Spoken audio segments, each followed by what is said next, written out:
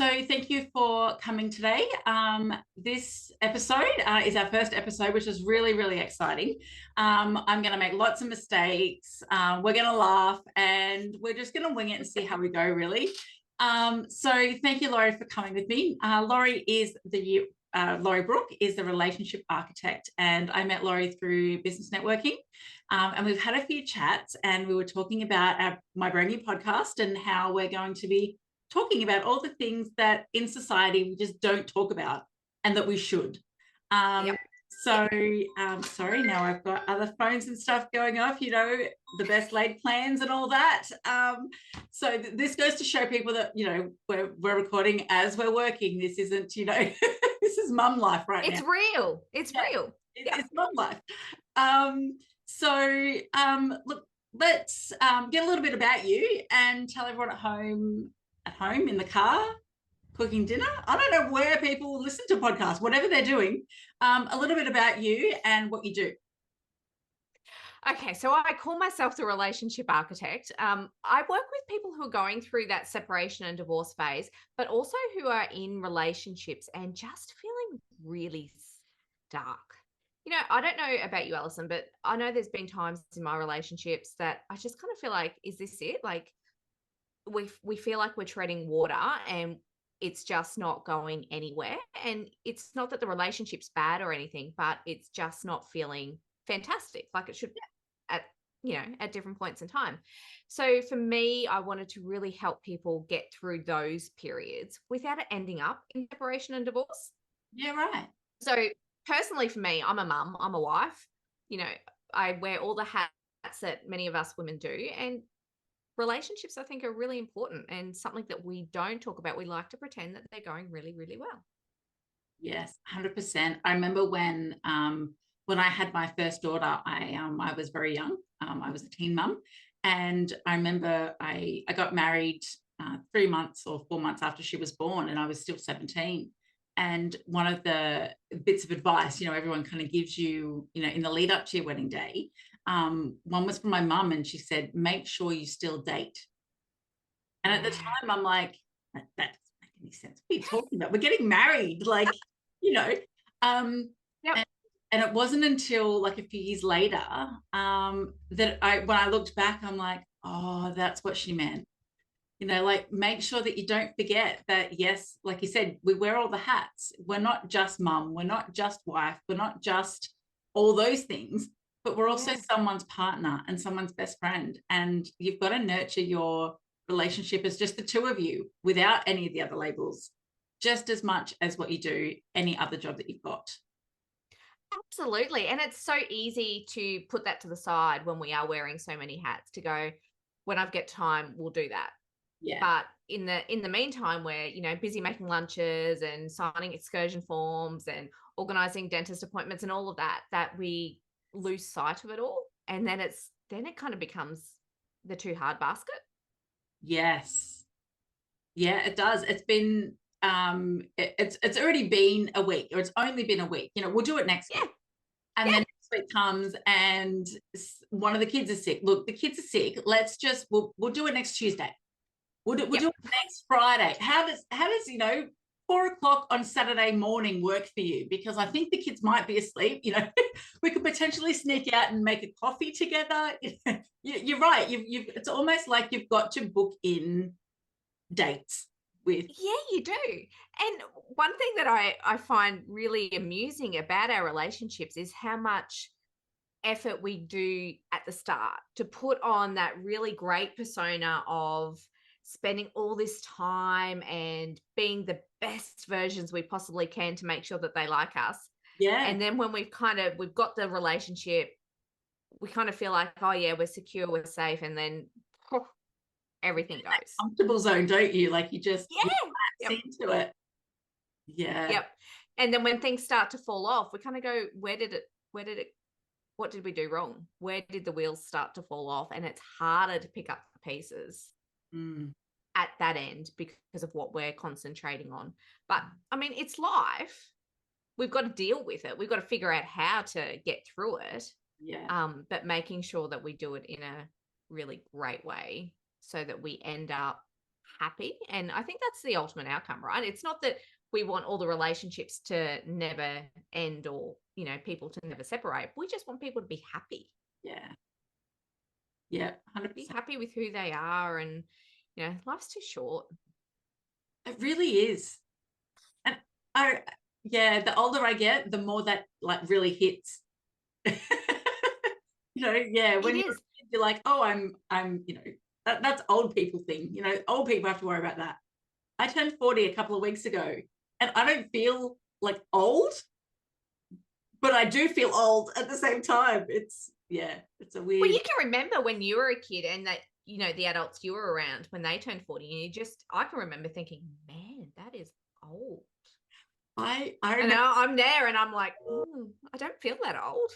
I remember when I hit probably 25 maybe. I remember saying to someone, the child me owes a lot of 30-year-olds a huge apology, because as a Yes. kid, I'm like, you're 30? And here I was 25 going, oh, no. Yeah. So yes, I had to humbly, accept that, at some point, very in that near future, I was going to be the 30-year-old that I thought was super old. And now I'm 40 and I'm like, well, I don't know what I thought like that was No. when I was younger. Like even when I got married and had kids, like I was living the life of someone in their 30s and 40s. So I guess for me, like that's kind of all I've known. But yeah, maybe that's why I feel older than I am, because I've been doing it for so long. I can also remember though thinking that when you hit, I don't know what age it was, but to me, when they were the older people, they just knew everything. They had it all together. Yeah. And now I'm sitting here thinking I'm still waiting for it all to come together. I'm still waiting for that light bulb to go, yes, you know it all. But Yeah. you never actually get there, do you? Because it's that constant learning progress. Yeah, it really is. Yeah, I really like just the cheat code. If someone could just figure out the cheat code to life. And Especially parenting. oh yes, Parenting. Yes. yes, all the parenting hacks. Please just throw them at me. Look, I'll send it out for free. I will share it among my fellow mums, because that is the hardest damn job in the world, and none of the like the pay grade does not equal the workload. Look, that's a whole nother podcast episode, I think. Yeah, look, we'll book that one in. And yeah, it's hard. I mean, look, it's great, but it's fucking hard. And Yeah. anyone that says otherwise is either A, not raising their own child, or B, delirious, or on some kind of drug that, well, frankly, they should be sharing, because if you can get through this whole parenting gig with like thinking that it's just a breeze, I kind of hate you a little bit. But I also want to be a friend so I can learn all your hacks so I can make my journey easier. Yep. I know when my daughter was quite young, I can remember saying if boarding school was available for 2-year-olds, she would have been there. Oh yeah. Just off you go. Yeah, I have a saying that I should stop saying it, but I won't, because it's true. Toddlers and teenagers are assholes. Straight up. I'm not even sugarcoating it, because toddlers and teenagers both know how to emotionally manipulate us as mums, and that's just an asshole move, flat out. As a 2-year-old, it's, oh, but I'm so cute and innocent and rely on you for all of my, my life and my sustenance and everything. And as a teenager, it's, but my life's so hard because I have to go to school and you're making me do this. And, I didn't ask to be born. Like all of those, like they're just manipulating little darlings. I haven't got to the teenage part yet, so I'm not looking forward to it though. Yeah. Okay. Well, so my kids range from 23 to 6 at the moment, at the time of this recording. So yes, I've got 2 grandkids. So I've got the whole spectrum of, how, like, I can confidently say that my statement is true. Maybe that will be the title of another podcast, is toddlers and teenagers are assholes. but that's not what we're here to talk about today. We're here to talk about you No. and your story, and how you became you, your life story, um, your I can't think of any words right now. So yeah, look, I'd like to say it's Mondays we're recording this, but it's not. It's actually Tuesday.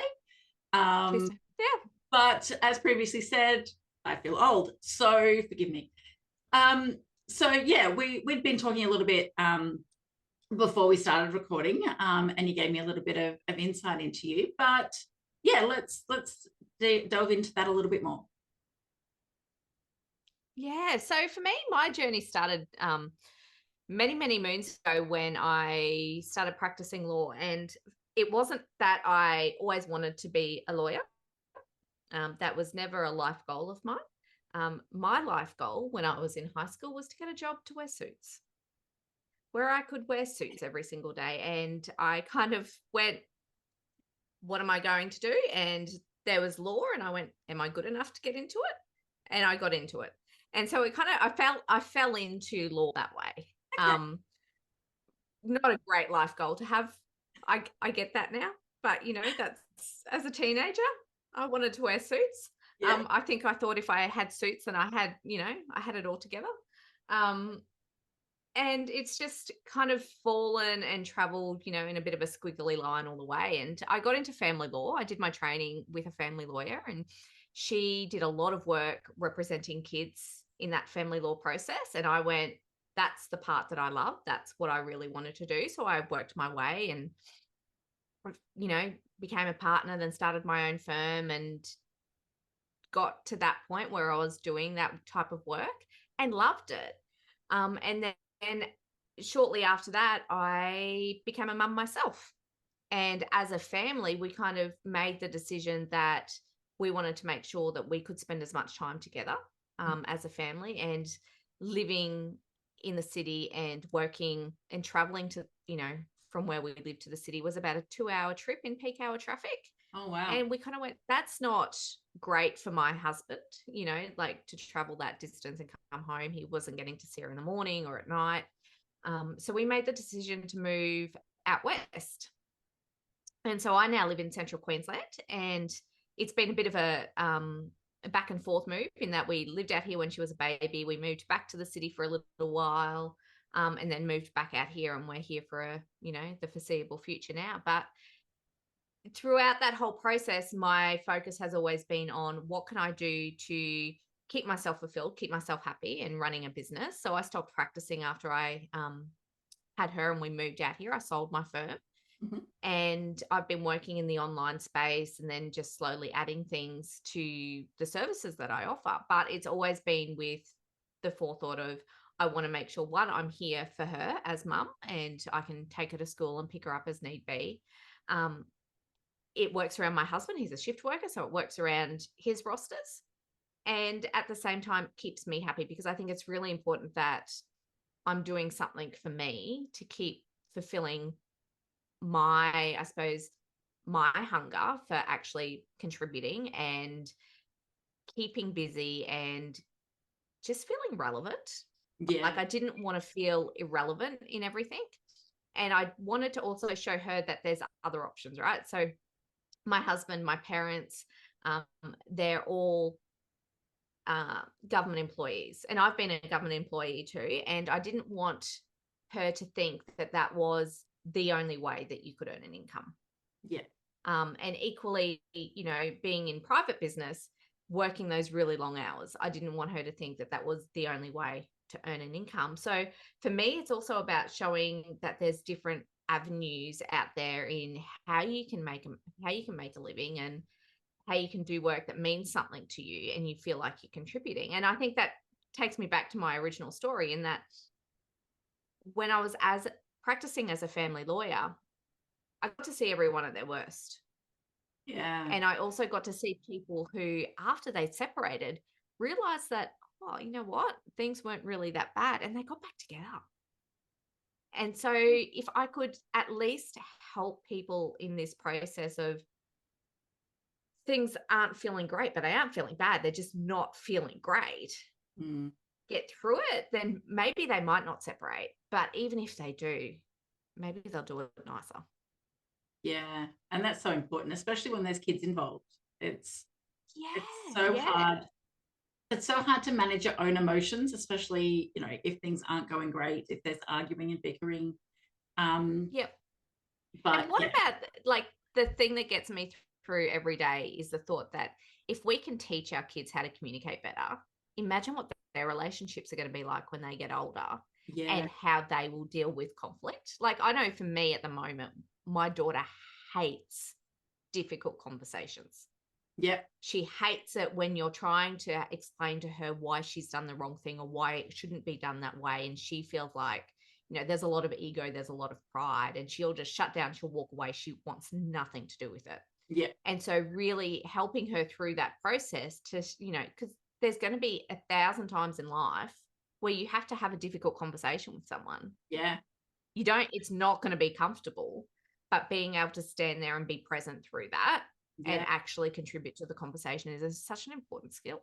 Yeah, it is. And like you said, it's not a lesson that you can just skip and hope they never, have to confront that. It's a fact of life. They're going to have co-workers they don't like. They're going to have bosses they don't like. They're going to have all of those people in their lives that they Yep. might not get along with, and maybe they're going to be the boss, and they've got to help, kind of give that guidance in Yeah.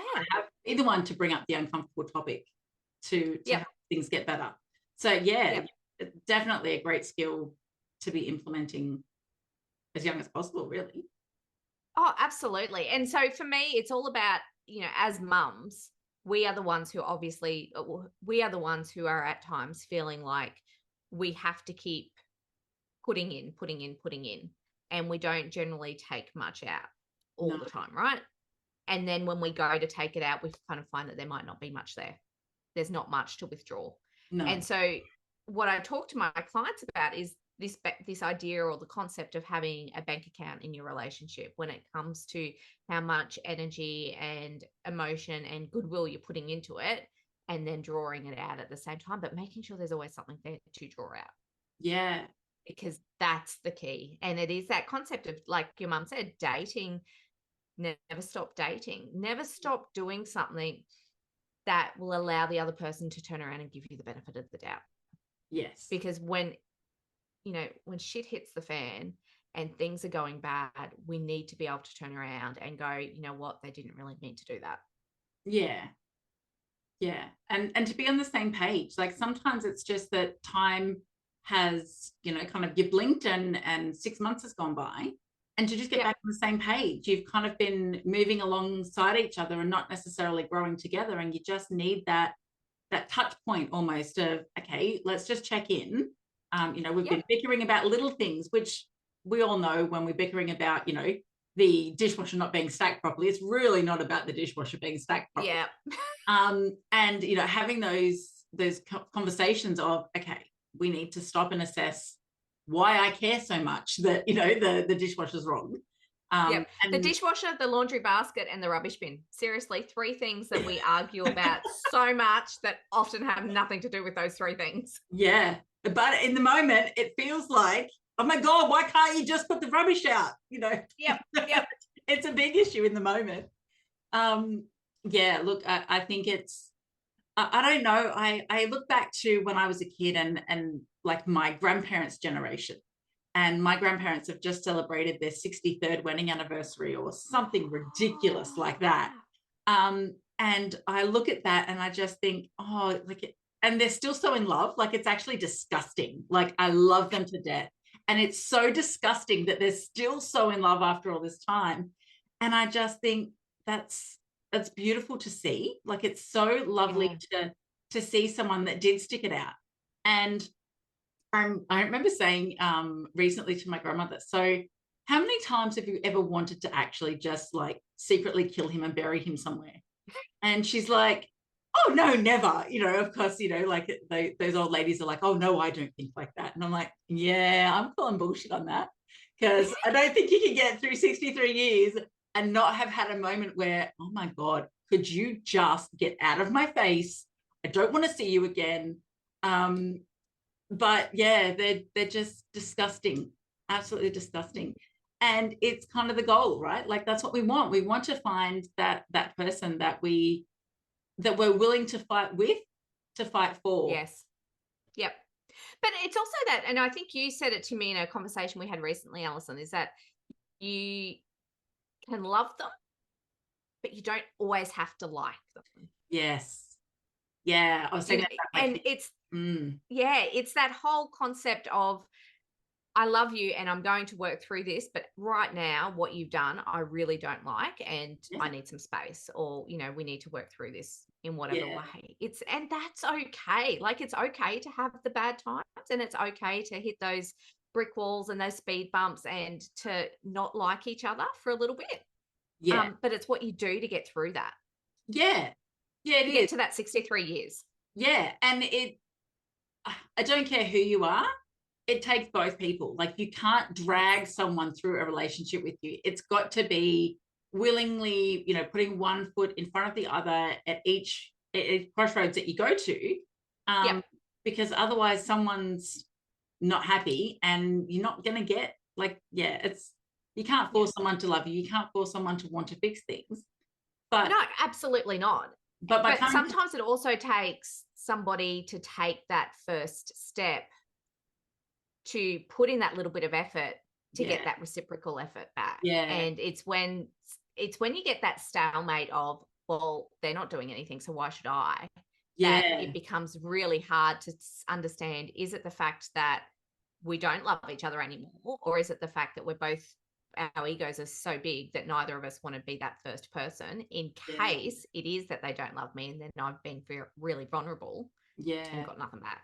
And I also know people who have just gotten to that point of complacency, like both parties know that things aren't going great, but neither one wants to kind of say anything, because then it makes it real and then it makes it something that has to be addressed. Whereas if we both just ignore it for a little while, then we'll just, it'll sort itself out. And it's being brave to be that one that says, look, things aren't going okay. I think we need to talk, to someone like you, Lorrie, who can kind of navigate us through the conversations that we need to be having in order to figure out where we've kind of divided. Yep. And like you said, to see if the love's still there. It's just that we're on different chapters of the book, or whether we're just reading different books. And either way is perfectly fine. But by not addressing it, it just makes things worse, and it makes the arguments bigger. Yeah. And I remember saying when I separated from my ex-husband, I wanted my kids to see two happy parents, as opposed to, like, that were separated, as opposed to two parents that were together and just faking it, because Yep. your words and your body language tells two different stories. So even if we had put a smile on our face and just trudged through it, the kids would have picked that up. And the last thing I wanted them to think was that this is what a happy marriage looked like. I didn't want, our marriage to be that role model for them, knowing that what we were role modeling wasn't what a healthy marriage, like that's not what I want for my kids. So Yep. it was better for them to have two parents that were separated and happy than it was to have one family unit that was just existing. Yeah. And the conflict, and that's the issue, is it's not the separation, right? It's not that divorce, it's the conflict. Yeah. And that happens if you're in a relationship and not happy, versus going through a really horrible separation and divorce as well. Like, it doesn't matter how that family unit is made up. Yeah. If the conflict's there, that becomes the issue.